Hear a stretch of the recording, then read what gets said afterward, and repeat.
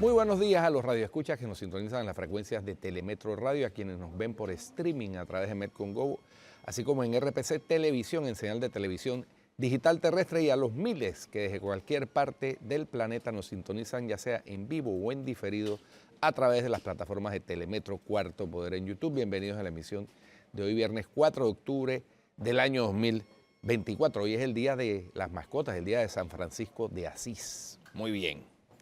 En materia internacional, bueno, el ministro de Exteriores de Irán, Abbas Araghchi, llegó este viernes a Beirut en la primera visita al Líbano de un alto cargo iraní desde la muerte del líder de la milicia libanesa Hezbollah, Hassan Nasrallah, en medio de fuertes ataques israelíes contra la ciudad y solo 3 días después de que Teherán lanzara una ofensiva con misiles contra territorio israelí.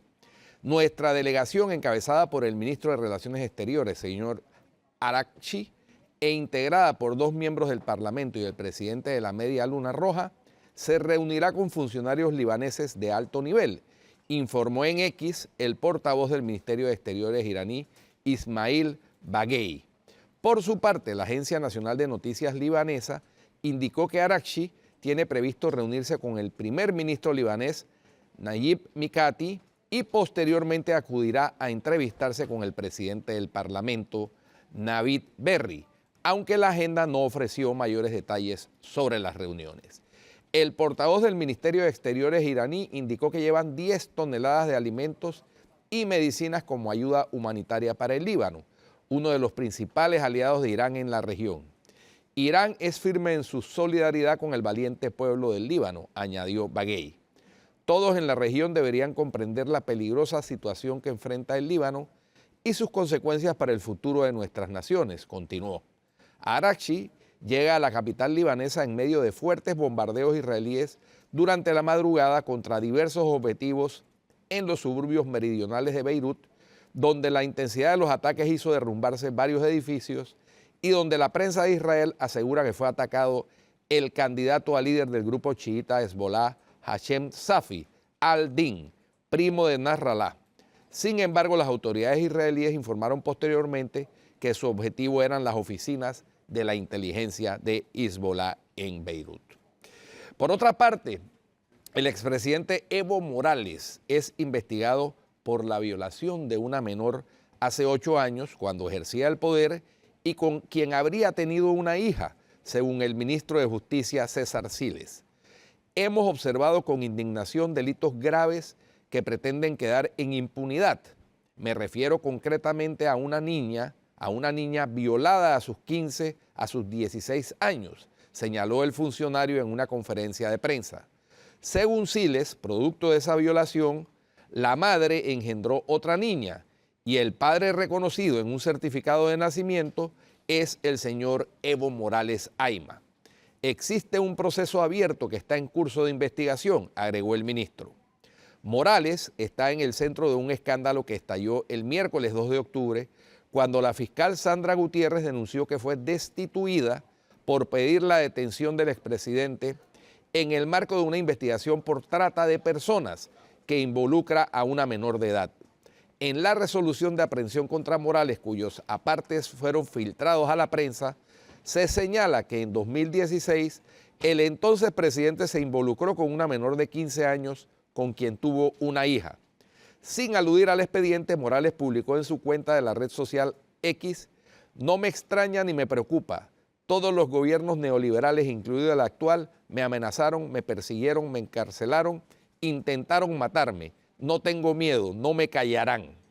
El miércoles, una jueza de Santa Cruz acogió un recurso de los abogados de Morales que dejó sin efecto la orden de captura, tras lo cual la fiscal Gutiérrez aseguró que fue destituida por instrucción del fiscal general Juan Lanchipa. Morales gobernó Bolivia entre 2006 y 2019 e impulsó el triunfo electoral de su sucesor, Luis Arce, quien fue su ministro de Economía durante más de una década. Ambos líderes rompieron y hoy se disputan el liderazgo del oficialismo y la nominación presidencial para las elecciones generales de 2025.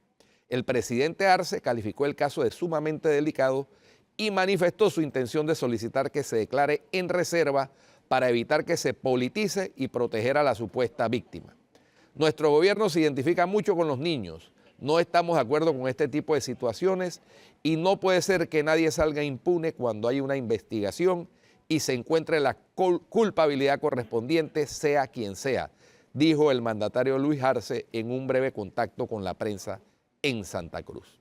De momento, ninguna autoridad judicial se ha pronunciado sobre el futuro de las pesquisas contra Evo Morales, luego de que la jueza anulara la orden de aprehensión en su contra. Y por último, un derrame de petróleo contaminó un área todavía no determinada en la región de Loreto, en plena Amazonía, y afectó a 4 comunidades de la zona, según informaron el Organismo de Evaluación y Fiscalización Ambiental, OEFA, y pueblos indígenas de Perú. El derrame se produjo a la altura del kilómetro 12 del ramal norte del oleoducto norperuano en el distrito de Andoas de la provincia de Datem del Marañón, detalló la OEFA, en un comunicado en el que afirmó que trabaja para determinar la causa y responsabilidad de los hechos. Eso es lo más destacado en materia internacional, Atenógenes. Y acá localmente, Guido Rodríguez. Buenos días, Guido. Buenos días. Oye, mira, la conferencia de prensa del presidente Mulino dan que hablar, ¿ah? No. Dan que hablar. O sea, que hablar. Todos los jueves tiene hablar. algo. Y ayer se le enfiló específicamente al expresidente Juan Carlos Varela. Y cito textualmente, dice: salieron las vagabunderías de ese enfermo que se llamó Juan Carlos Varela. Yo estaba leyendo a ver si el señor Juan Carlos Varela iba a responderle, pero no, mira. Todavía nada. Desde hace 24 horas todavía no le ha dado una respuesta. Lo que quedó en evidencia es que no es tan cierto que el presidente ya pasó esa página. No. Él dijo que ya había pasado esa página, pero ayer la reabrió. ¿Y de qué manera? No. Eso está ahí guardadito. Uf. Eso está guardadito. Eso está en una nota. Eso está como tú sabes, ¿no? En esa libretita está apuntando ahí lo que viene y está allí y sí demostró que en cualquier momento la saca. Oye, en cualquier momento la saca. Y la emprendió también. Y en la conferencia de prensa, ¡pam! ¡Plá! Directo. Y la emprendió también contra un diario que no identificó, pero que evidentemente se refiere al diario de la prensa. Obviamente, sí. Y hoy el diario de la prensa le contestó con un editorial. O sea que la prensa Sí. pocas veces escribe editorial de portada. O sea, ellos tú tienen dirías que, acuérdate columna que son, hoy por hoy. Hoy fue un editorial. Ahora, tú sabes que son 100 días de luna de miel, ¿no? Sí. Pero bueno, esta luna de miel duró 90 días. 90 días duró la luna de miel. El asunto es que sí hay algunas cosas importantes que destacar, entre ellos cuando él habló acerca de la designación del procurador.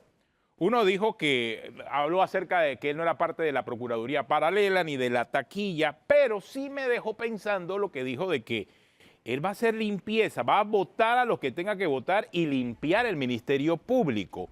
O sea, a pesar de que él dijo que él no era como otros expresidentes que estaban esperando afuera al procurador, refiriéndose de manera muy clara a lo que se escribió en los Varela Leaks, cuando el expresidente Juan Carlos Varela le escribía a la ex procuradora Kenia Porcel diciéndole te espero afuera, y eso es... Y hablo en función no de una teoría de la conspiración ni algo que quedó en el aire sin prueba. Eso se probó por declaraciones del propio Juan Carlos Varela, que dijo que, bueno, mucha de la información que hay es cierta, que alguna otra es falsa. Todo el mundo se quedó esperando en el momento que Juan Carlos Varela habló acerca de que había información falsa, que mencionara cuál era la información falsa de los Varela Leaks. Nunca se conoció cuál era la información falsa de los Varela Leaks, por lo menos de parte de él, que era el directamente involucrado. Así que como él nunca lo dijo, todo lo que estaba en los Varela Leaks es cierto. Así que ese detalle que narró el presidente José Raúl Mulino acerca de que era un presidente que esperaba afuera de la Procuraduría a la funcionaria para que saliera, asumo yo que es cierto. Y lo insisto, asumo en función de que el señor Juan Carlos Varela nunca dijo que era falso. Así como el señor Juan Carlos Varela, al sol de hoy, a esta hora, 24 horas después de lo que dijo el señor José Raúl Mulino, tampoco ha reaccionado. Así que le cae al señor Juan Carlos Varela. El tema es que sí va a haber una transformación del Ministerio Público, por lo que entendí, Guido. Por lo que entendí. Evidentemente. Ya hay información, pero son solamente información de rumores circulando. De manera que eso no se puede repetir, porque no sería serio. Claro, exactamente, ¿no? Pero sí, el mensaje fue muy claro y bueno, desdice de lo que pretende decir que él no, a diferencia del enfermo, etcétera, no se va a meter, pero sin embargo da instrucciones de que vote a los que tenga que votar. O sea, hay como una contradicción. Sí, exactamente, claro, ¿no? Claro. Pero de que va a haber cambio en el Ministerio Público, va a haber cambio en el Ministerio Público y eso, Sin duda. de Oye, eso no hay la menor duda. También aprovechó para enviar un mensaje a los grupos que desde ya han amenazado con hacer cierres de calles en el tema de la reforma a la ley de la necesaria, porque es necesaria hacer una reforma a la ley de la Caja del Seguro Social.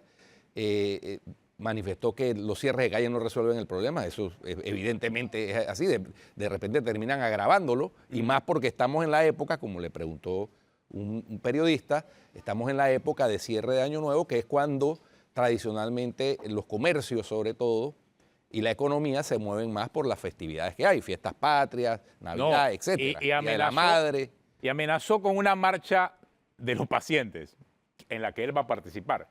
Inclusive, yo creo que muchos panameños vamos a participar, porque ya es tiempo que a todas estas organizaciones, pseudo sindicales algunas, que se abrogan el derecho de defender supuestamente los intereses de los más necesitados, se les dé una respuesta, porque al final no están defendiendo ningunos intereses. Ellos salen a la calle, protestan porque supuestamente están defendiendo los intereses de los más necesitados, pero adivinen quiénes son los más afectados, los más necesitados. Claro. Entonces, al final...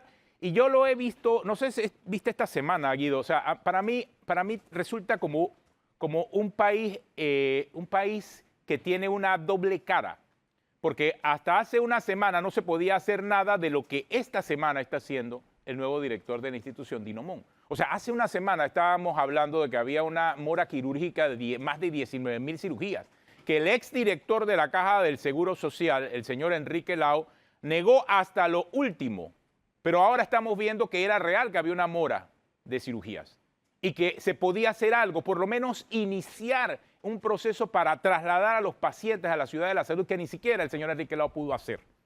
Comenzando por allí, por lo menos se ha visto ese movimiento, se ha visto ese interés y esa acción de poder hacer cosas y cambios. El tema de los medicamentos, ni siquiera conocíamos, Guido, que había más de 2 millones de medicamentos vencidos, pérdida para la Caja de Seguro Social en una situación tan delicada económicamente para la Caja del Seguro Social. ¿Y quién la permitió? El exdirector de la Caja del Seguro Social, Enrique Lao. Como decíamos aquí, es un tema de gestión y de administración. Gestión porque sí. Dinomón tiene escasos 3 días de haber tomado posesión y ya, por ejemplo, suplieron de los insumos necesarios a la ciudad de la salud. ¿Dónde estaban esos insumos? ¿Por qué no se habían suplido? Y han salido a la luz pública casos dramáticos. Bueno, el presidente en su conferencia se refirió específicamente a uno de ellos, el de la paciente que terminó en cuidados intensivos por falta de una bandeja esterilizada. Eso no pasa en ningún país medianamente serio del mundo. Entonces, eso evidentemente es un tema de gestión que cuesta vidas. Ayer también Julio Linares, que lo hemos tenido aquí invitado varias veces, escribió un artículo en el diario La Prensa dramático de la muerte de un joven en Panamá Oeste por la mala atención del servicio. Eso es criminal. Entonces, ¿cómo es posible que cambió el director y aparecieron, eso fue como el arroz, ¿no? Se quitó el control de precios y apareció el arroz de primera.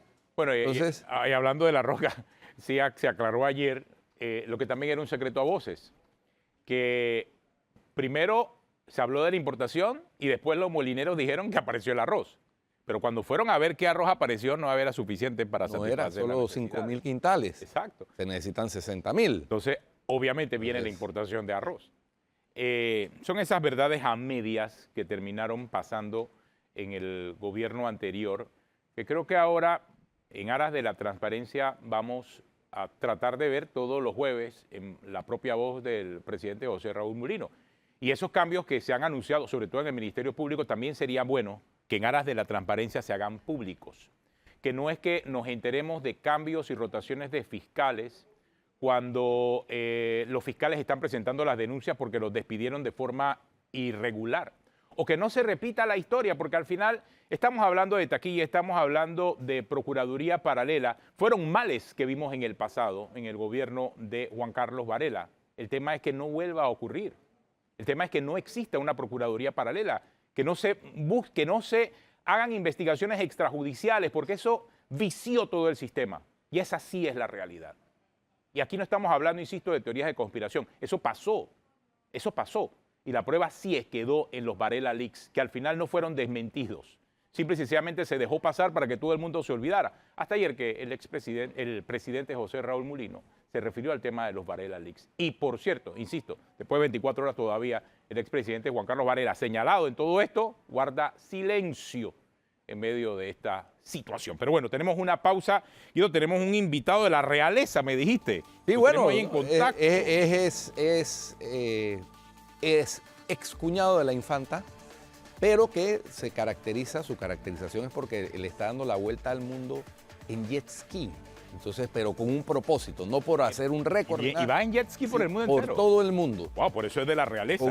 Dice que le llaman el caballero de los mares. El caballero de los mares. Porque Álvaro de Marichalar lo vamos a tener después de la pausa aquí en Cuarto Poder. Ya regresamos.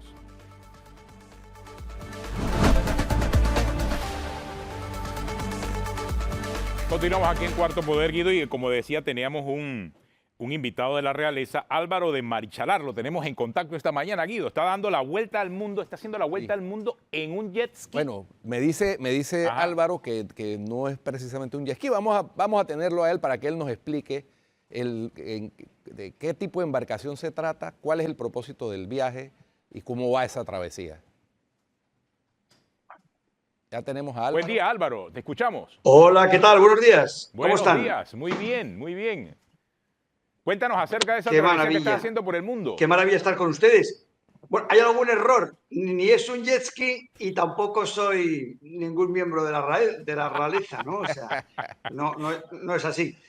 Me encantaría, pero no es así. Me encanta la realeza porque es muy importantísimo en España, desde luego, y también toda la comunidad nuestra, en toda la familia hispana, pues el rey de España tiene cierta o mucha importancia, ¿no? Por eso lo que ha pasado en México ahora es tan grave, siquiera hablamos de eso. Pero no, fue un hermano mío que casó con una infanta de España, lo cual es algo pues que pertenece al ámbito familiar, estrictamente familiar, y que no tiene ninguna relevancia, sobre todo en cuanto a mi actividad empresarial y como navegante, como explorador, ¿no? Llevo 42 años navegando por el mundo en embarcaciones muy pequeñas, siempre el mismo tipo de embarcaciones. Mucha gente lo llama jet ski, eso es un error, porque no se trata ni mucho menos de ese tipo de embarcación.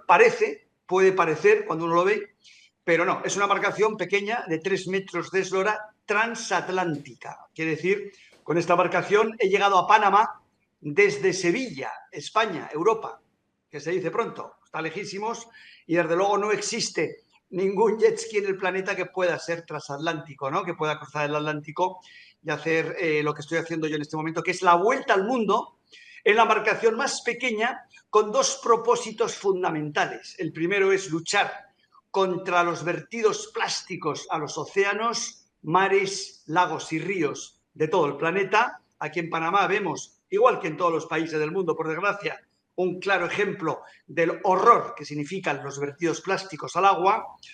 Y luego el segundo propósito es celebrar la aventura más importante conseguida en la historia de la humanidad. La primera vuelta al mundo. Esa primera vuelta al mundo que demostró empíricamente que el mundo es esférico y que lo lograron los antepasados de todos los miembros de la familia hispana. Hablamos de Fernando de Magallanes, Juan Sebastián Elcano y todas esas personas que hace 500 años lograron dar la primera vuelta. Álvaro, y en esa travesía, ¿qué dificultades, aparte por supuesto de cruzar el Atlántico, que ya de por sí entraña todo un reto, te has encontrado? ¿Te has encontrado mal tiempo? O sea, en alta mar hay embarcaciones gigantescas que sufren percances. Y entonces tú en tu pequeña embarcación de 3 metros de eslora, debo suponer que es todo un reto. Escoges la fecha para que no coincida con mal tiempo. ¿Cómo es esa travesía desde el punto de vista técnico? Bueno, ahí les agradezco que hayan puesto esas imágenes que son de hace 22 años. Fue una travesía que hice en 2002 desde Roma a Nueva York, en esa embarcación que era más pequeña todavía que la que utilizo ahora, y fue la primera vez que crucé el Atlántico. Efectivamente, cuando uno hace ese tipo de travesías se encuentra condiciones de mar pues muy complicadas, ¿no? En muchas ocasiones. Pero bueno, igual que en la vida, la mar, las caídas, lo complejo, lo complicado, lo difícil, pues hay que afrontarlo, hay que levantarse cuando uno se cae, da igual que sea el agua o cuando tenemos una mala noticia médica o un accidente, un problema empresarial, lo que sea, uno se levanta y en la mar, desde luego, es una gran prueba de lo que significa una persecución de los retos que podemos conseguir con los talentos que Dios nos presta, ¿no? Es verdad que hay mucho miedo, que hace frío, que hay problemas de todo tipo, que el riesgo es enorme, pero bueno, estamos siempre confiados en Dios y con esos horizontes y esos intentos, ¿no?, que nos hacen conseguir cosas que a veces parecen imposibles, que parecen realmente muy, muy, muy difíciles, pero que cuando intentamos conseguirlas, pues muchas veces lo logramos, ¿no?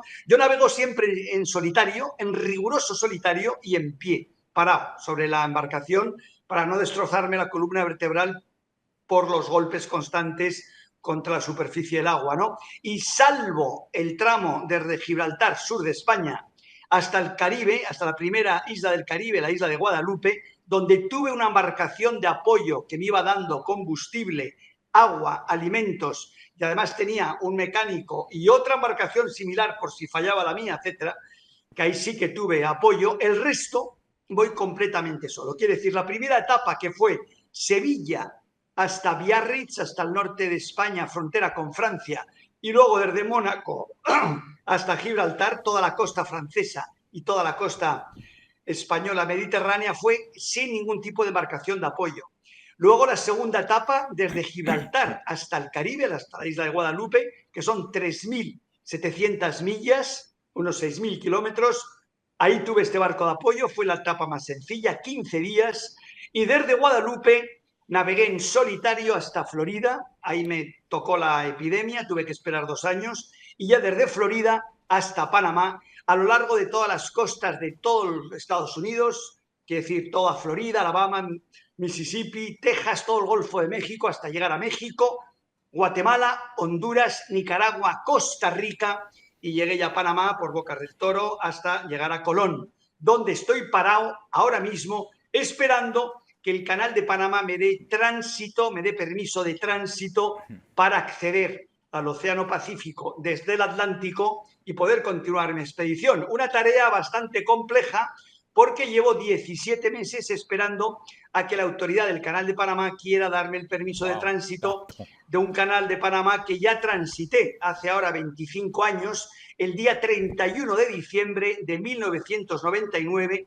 lo hice en una embarcación similar para conmemorar, para celebrar, para poner en valor el hecho que Panamá recuperaba la soberanía de la zona de afectación del canal y el propio canal. Como sabemos muy bien, esa fecha histórica, el 31 de diciembre de 1999. Pues bien, para celebrar ese acontecimiento histórico y promoverlo en todo el mundo, tomé un avión desde Madrid, llegué a Panamá y conseguí una embarcación similar a la que estoy tripulando ahora alrededor del mundo y realicé esta travesía que hice además con otras 4 personas, amigos míos de aquí de Panamá, para, insisto, poner en valor la historia y la recuperación de soberanía del Canal de Panamá, ¿no? Y fue muy bonito, y ahora me encuentro en una situación en la que todavía no sé por qué no me dejan cruzar, ¿no? Me están poniendo ahí una serie de impedimentos, y no solo eso, he ofrecido a la ACP y al administrador una conferencia de motivación para los empleados del Canal de Panamá, una conferencia que he ofrecido gratis, y no me contestan. No me están diciendo ni si sí, ni si no. No me ¿Hace dicen cuánto nada, tiempo, lo cual estoy un poquito mosca por eso. disculpa, hace cuánto tiempo te tienen en espera que no te permiten el paso? Bueno, yo llegué desde Europa navegando en esta pequeña embarcación el día 4 de abril de 2023 a Colón. Quiere decir, hace ya Hace unos 17 meses, sí. hace año y medio. Wow, año Y y desde medio. entonces estoy pidiendo ese permiso de tránsito, y desde entonces estoy esperando aquí O en sea, Panamá. tienes año y medio esperando poder cruzar el canal y continuar tu ruta.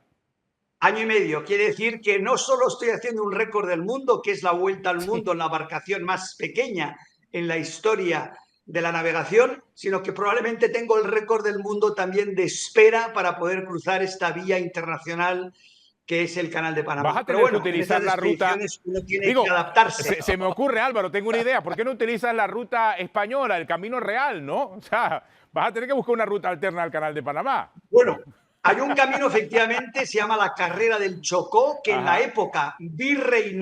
la época virreinal estuvo conectando los ¿Ves? dos océanos por el actual norte de Claro. Colombia, por el Chocó. Camino de Hablamos del cruces. río Atrato y el río Así es. San Juan, que estaban conectados en Ismina, en Quibdó, después Ismina, por un canal llamado Canal del Cura, Ajá. y eso estuvo en funcionamiento durante 300 años, uniendo los dos océanos, antes que el canal fuera una realidad. Canal que, como sabemos, ya en Canal del Atrato. 1524, en la época virreinal, Su Majestad el Rey Carlos I de España tuvo la primera idea de hacer este paso interoceánico, pero no tenían los medios técnicos para lograrlo, ¿no? Hablamos del mismo rey, por cierto, que financió, patrocinó, apadrinó la primera vuelta al mundo, ayudando a Fernando de Magallanes en su idea de alcanzar el oeste por el Pacífico, ¿no? Accediendo desde el Atlántico.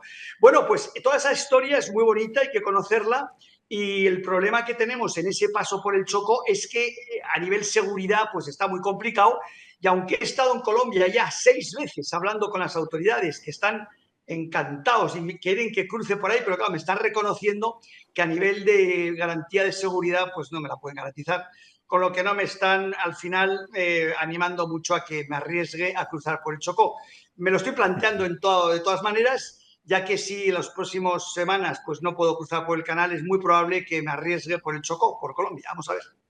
Bueno, muchas gracias, Álvaro, realmente por compartir con nosotros tu experiencia.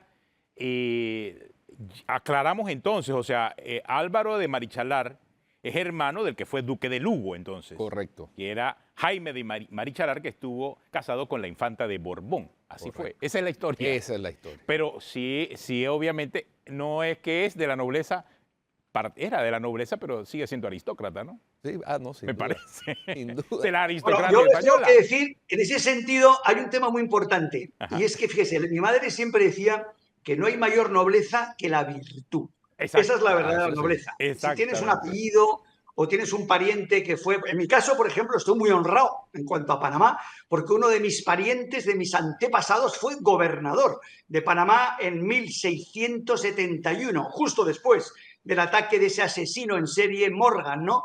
Bueno, pues él se encargó de trasladar la ciudad del actual Panamá Viejo, que llamamos, a el Cerro del Ancón, el casco histórico. Fue el que inició. Luego murió y enseguida fue sustituido por otro gobernador, ¿no? Pero Fernando de Córdoba. Pero al final ese tipo de cosas es importante, hay que saberlo, porque las actitudes, las acciones de nuestros antepasados, de los que podemos sentirnos orgullosos, y no hace falta que sea un rey o un gobernador, puede ser también un buen profesional, un buen maestro, cualquier persona que dé ejemplo en su vida y a los demás.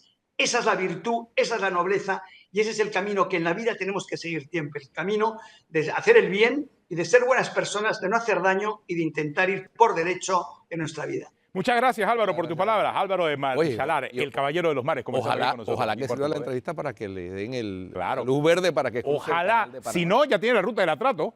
Va por la ruta del Atrato, lo que sería también muy interesante. Sí, Pero bueno, muchas gracias por acompañarnos aquí en Cuarto Poder. Tenemos una pausa, regresamos en unos minutos.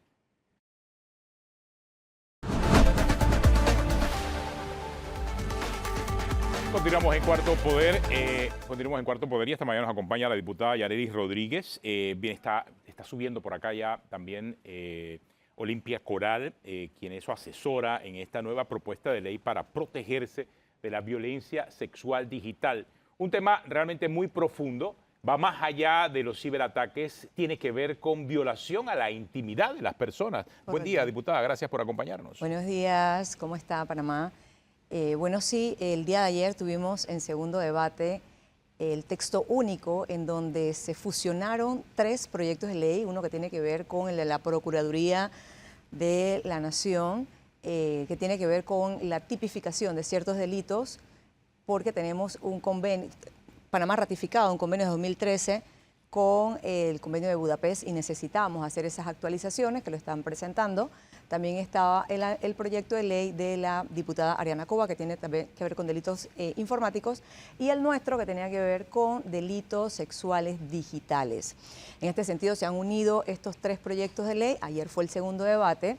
Y en consecuencia, pues debo aclarar que violencia sexual digital no solamente se refiere a cuando hay esa intimidad o afectividad entre parejas, que obviamente esta ley es para adultos, para mayores de 18 años, no aplica en niños porque ya ellos tienen Sí, la legislación la de los legislación niños. propia. Exactamente. Exacto, entonces esto tiene que ver con más que nada adultos mayores de 18 años, en donde, bueno, cada uno tiene libre albedrío para tomar sus decisiones. Sin embargo, cuando se hace de forma consentida. El problema está, o el delito está, cuando esta información es compartida sin consentimiento o sin autorización de las partes. Porque ahora mismo es un delito, obviamente, es un delito intercambiar imágenes, sobre todo de contenido sexual, en donde haya menores de edad. Exacto, Y menores de edad. esto es en Panamá y es un delito internacional y perseguido inclusive internacionalmente. Aquí estamos hablando particularmente de esa violación a la intimidad, pero entre adultos. Exactamente, y no 18 años. solamente es cuando se intercambian fotos o imágenes, sino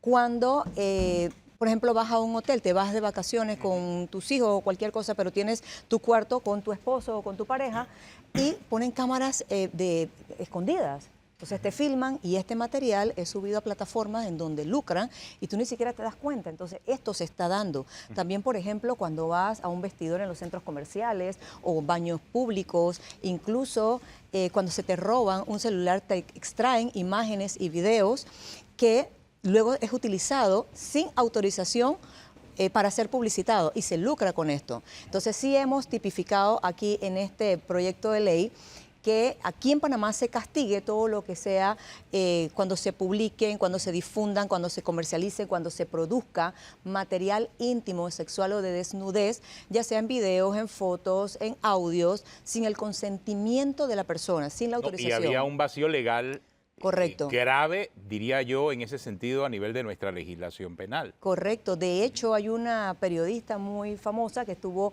un problema similar, que estaba en intimidad con su esposo en su casa y de las videocámaras que tenía allí para cuidado de sus hijos quedaron activas y alguien las tomó y estaba extorsionándola, Claro. donde la iban a publicar. El problema es que cuando van a poner la denuncia, como no está tipificado este delito, pues sencillamente no pasa nada. Entonces las víctimas quedan, ¿y ahora qué hago? Entonces, para eso estamos tipificando este delito y estamos también poniendo agravantes. El delito principal tiene una pena de 3 a 6 años y los agravantes que puede ser cuando estas amenazas las hacen con lucro o estos videos o las imágenes las hacen con personas adultas, mayores, personas adultas, personas que tengan algún tipo de discapacidad o personas que están inconscientes.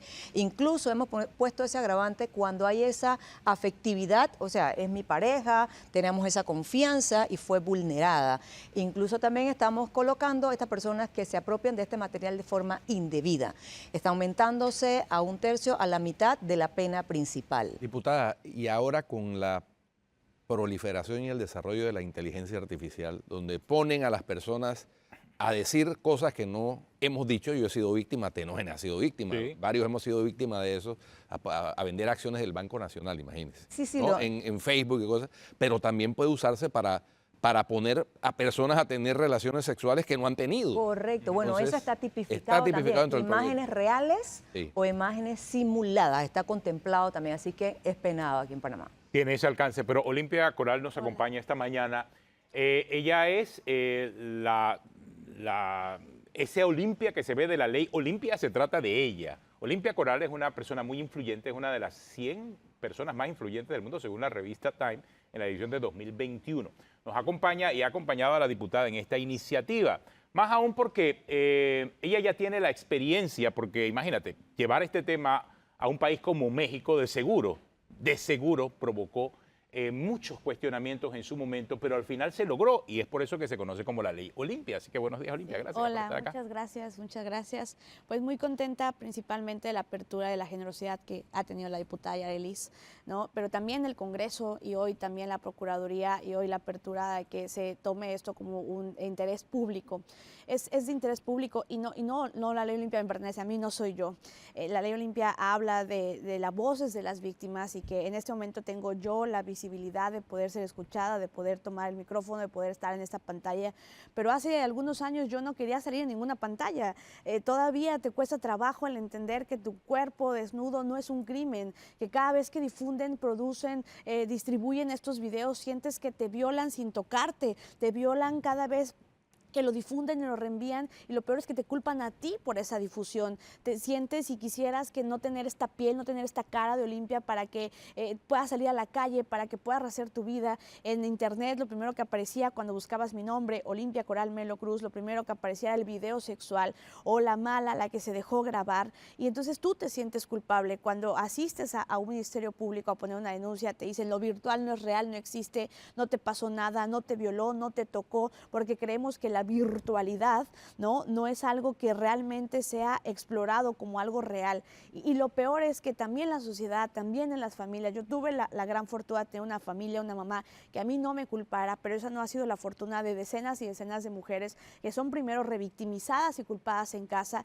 revictimizadas y culpadas por el Estado, revictimizadas y culpadas por las compañías que también no están dispuestas, porque no existen en la mayoría de nuestros países en el mundo una regulación que permita darle responsabilidad también a las empresas que mantienen esas fotografías y esos videos montados dentro de la web. Y esto no significa que se viole la libertad de expresión, porque no hay libertad de expresión cuando se daña la dignidad humana. Significa que se pone al centro a las víctimas, que pueden ser hombres y mujeres, la ley aplica para hombres y mujeres, pero hay que entender que esta violencia en 89.9% daña más a las mujeres, y que puede ir desde el hecho, por ejemplo, de que una mujer le mandó en COVID-19 las fotografías a su doctor para saber si el cáncer de mama no le había avanzado, y que después las fotografías se hicieron públicas, que puede ir desde cámaras escondidas en baños públicos, en hoteles, en moteles, y que puede ir hoy en día también a raíz de la manipulación con inteligencia artificial, que no se agota con decir no te grabes, no te filmes. Ojalá, tampoco venimos a poner esto como algo romántico, no se preocupen, ya va a haber ley Olimpia,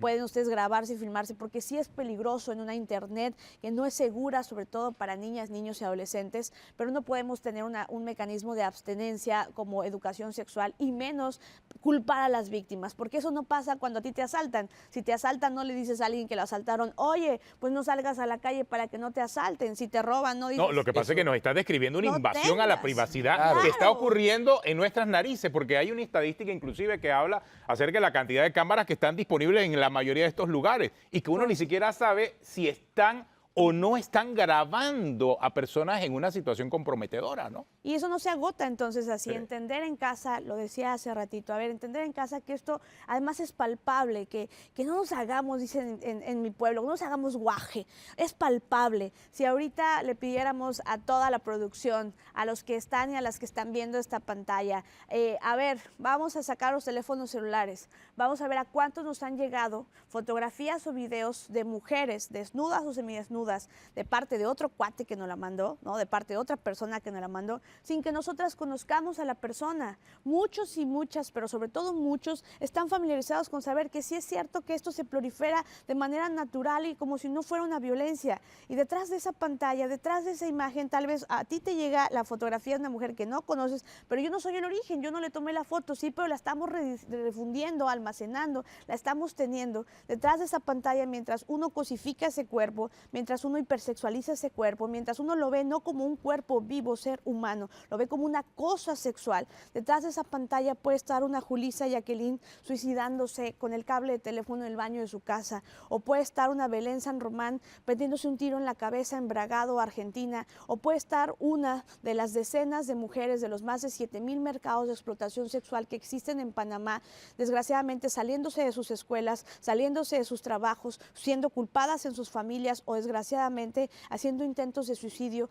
que es una de las consecuencias tan graves que significa esta violencia alrededor de toda la serie de sextorsiones que tienes, y lo peor es que tú te sientes culpable. ¿Por qué? Porque cuando vas y asistes, le dices es violencia digital, te dicen sí, pero lo virtual no es real, o cuando quieres denunciar te dicen eso no es un delito. La idea entonces de la ley Olimpia y de la construcción que se está haciendo en torno a las definiciones de las violencias digitales en América Latina es entender que no solo se trata de una ley, no solo se trata de una legislación, se trata de un cambio de conciencias para que podamos estar seguras y seguros también en los espacios digitales. Ahí voy, en el cambio de conciencia, porque la tendencia, como bien anotaba Olimpia, cuando salen estos videos y proliferan, de mucha gente, mujeres sobre todo, es ¿para qué se dejó filmar? Es decir, censurando a la que es la potencial víctima, Sí. ¿no? Una persona puede tomar la decisión de dejarse filmar teniendo sexo con su pareja para compartirlo con la pareja y punto. Es así. Pero no para compartirlo con el resto de la humanidad, que ahí es donde está la vulneración, Es así. ¿no? La violación de la privacidad. Sí. Entonces, pero ya la inviolabilidad del secreto existe como delito tipificado en Panamá. Sin embargo, con esta connotación específica es lo que pretende el proyecto de ley. Correcto. Ay, perdóname, no, por favor. Sí, correcto. De hecho, ya existe. Existe el artículo 166 que habla en forma general. Lo que estamos haciendo es el 166A, que es mucho más específico a lo que tiene que ver la parte sexual. Y definitivamente, todos los mayores de edad tienen el libre albedrío de tomar decisiones, de hacer lo que quieran con su cuerpo y con sus parejas. Sin embargo, es un consentimiento mutuo en ese momento. El problema está cuando se difunde o se reproduce sin la autorización. Y sí, han habido muchas críticas al respecto. Yo lo que sí quiero decir, de manera preventiva, pues lo ideal es no tomarse esa foto porque sigue siendo un elemento en donde estás en riesgo de que puede ser pues vulnerada tu intimidad. Sin embargo, si esto llega a ocurrir, bueno, que exista esta ley que te ampare donde tú no autorizaste que tu imagen, tu desnudez, sea replicada o difundida, sea castigada. Por otro lado, también necesitamos esta educación sexual en los niños. Necesitamos que nuestros niños, nuestros adolescentes sean educados en la forma de la educación sexual, que ha sido tan debatida aquí en Panamá y que todavía no existe realmente el punto que queremos llegar, en donde ya el tema de los embarazos, el tema de los niños, de hecho, tu situación ocurrió a los 18 años, justamente en una edad donde todavía se está explorando, donde todavía se siente esa necesidad de ser, de atraer a esa pareja, porque muchas veces ni siquiera se hace por placer, sino para complacer La a la diputada hace persona. referencia a este caso porque en el caso de Olimpia Coral, ella también fue víctima de violencia sexual Así digital. es. O sea, y usted, usted cuenta en primera persona los efectos que esto Sí, tiene. claro. Bueno, desgraciadamente de mí difundieron un video sexual que yo grabé con mi novio. Claro que si a mí me pidieran regresar el tiempo, me dijeran, hubieses querido grabar ese video, yo hubiese dicho no. Lo hiciste con placer, yo hubiese dicho no. Lo hiciste porque tú querías, no. Fue una presión también del novio de grabarlo. Y entonces, cuando grabé este video y se hizo público en internet, primero fue en WhatsApp, luego fue en Facebook, en Twitter, y luego pasó a unas de lo que mal llamamos páginas porno, que son vistas, que son visibles, que tienen nombres y apellidos, que están gratuitamente a lo largo de un clic, ¿no? Y se subieron este video. Mi nombre es Olimpia Coral, pero para las redes sociales en ese momento yo era un hashtag que era Olimpia la Gordi Buena de Huauchinango. Huauchinango es mi lugar de origen, el pueblo de donde soy originaria, en Puebla, México. Es un lugar de una provincia de la provincia, ¿no? Entonces, por eso fue tan grande, tan popular, porque además de eso, aunque yo me pueda vivir a Australia o a Europa, ese video me iba a seguir. Diario recibía más de 40 solicitudes de amistad, principalmente de hombres pidiéndome a cambio bajar o no subir ese video, sextorsión. Diario recibía yo mensajes de persecución digital en el que trabaja aquí, está aquí, su papá es este. Imagínense en casa levantarse todos los días y ver un montón de actualizaciones diciendo que tú eres culpable porque tú te dejaste grabar. Claro. A pesar de que éramos dos personas, él y yo, en un video sexual en donde se veían los cuerpos de los dos, a la única que sentenciaron, a la única que sacrificaron, a la única que señalaron y a la única que hicieron incluso dudar de sí misma y pensar que no valías nada, era a mí y no a él. Entonces esta deficiencia tan grande que existe, que a pesar de que pues, los dos éramos en ese momento, si él no lo difundió, víctimas de una violación a la intimidad sexual, pero socialmente, a pesar de que pudiera, ojalá hubiese existido el delito, a la que sentenciaron solo fue a mí. Entonces de esto hablamos de la tendencia de cómo sí es cierto que hay una desigualdad entre la difusión de los cuerpos de los hombres en comparación a la difusión de los cuerpos de las mujeres, con una doble moralidad, y lo peor es que tú te sientes culpable y te culpa todo el mundo, ¿no? Entonces cuando intento poner una denuncia, lo primero que llegué, yo pensé que en el Ministerio Público me iban a decir, no te preocupes, ahorita saco todo el sistema para organizar y para investigar y para bajar el contenido, porque a eso vas cuando asistes a las autoridades. Lo primero que me dijeron fue, ¿y a ver el video? Digo, enséñamelo como prueba de delito.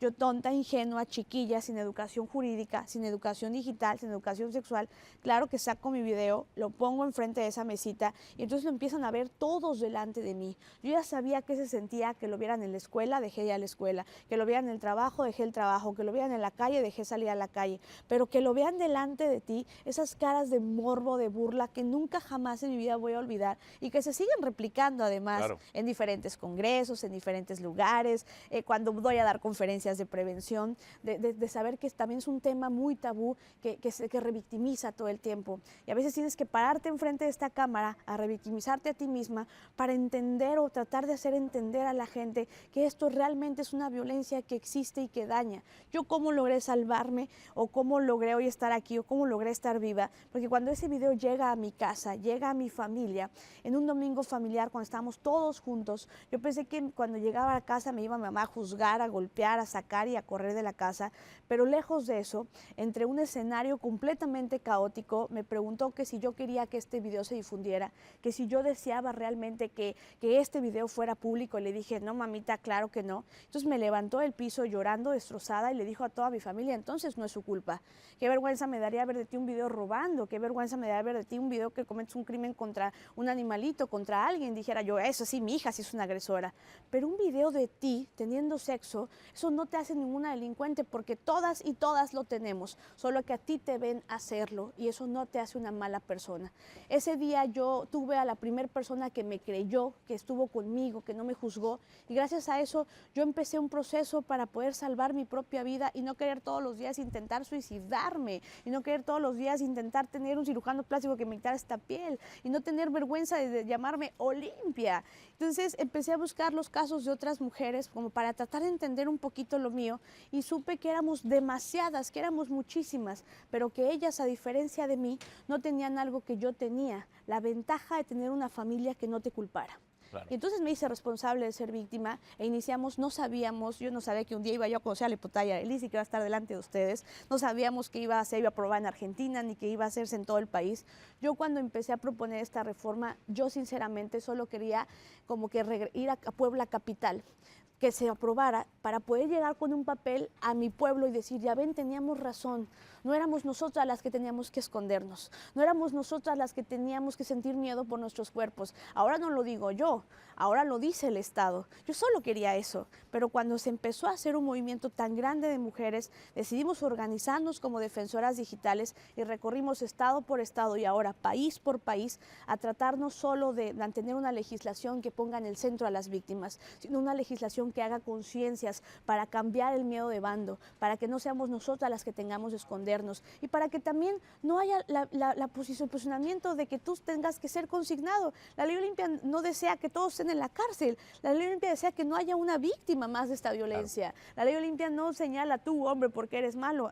No nacimos machistas, nos hicimos machistas, no nacimos agresores, nos hicimos agresores, pero hay una oportunidad de cambiarlo y ahora con la llegada de la inteligencia artificial, de las tecnologías, podemos ver que nuestra vida es una extensión de la sí misma y entonces a lo mejor regresar a las bases de las generaciones de niños, niñas y adolescentes y saber que si les llega a pasar a ellos, que cuando ellos crezcan no van a tener que vivir la misma historia que nosotras vivimos. Olimpia, muchas gracias por tu testimonio. Olimpia Coral, también a la diputada Yarelis Rodríguez por acompañarnos. Esta es una iniciativa que está ya pasó el segundo debate a la Asamblea, así que estaremos muy atentos pues, a cómo evoluciona esto. Muchas gracias por estar acá con nosotros en Cuarto Poder. Nos ha dejado impactado. Sí, totalmente. El testimonio de Olimpia nos ha dejado impactado porque marca es un tema de la educación. Cruda realidad, exactamente. ¿No? Es un tema de actualidad. Bueno. Y que tiene que ver con todos los dispositivos y que tiene que ver con toda la tecnología, con toda la inteligencia artificial que estamos contando en este momento en el mundo, pero que habían algunos espacios que no se habían cubierto y esta ley lo que busca es cubrirlo de forma legal. Ojalá tengamos pronto esa ley. Sí. Esperemos lo mismo. Olimpia, gracias por venir. Se nos acabó el tiempo. Si usted sigue en Telemetro Radio, siga con los muchachos del brunch y en RPC Televisión, El Gordo y la Flaca. Hasta el lunes.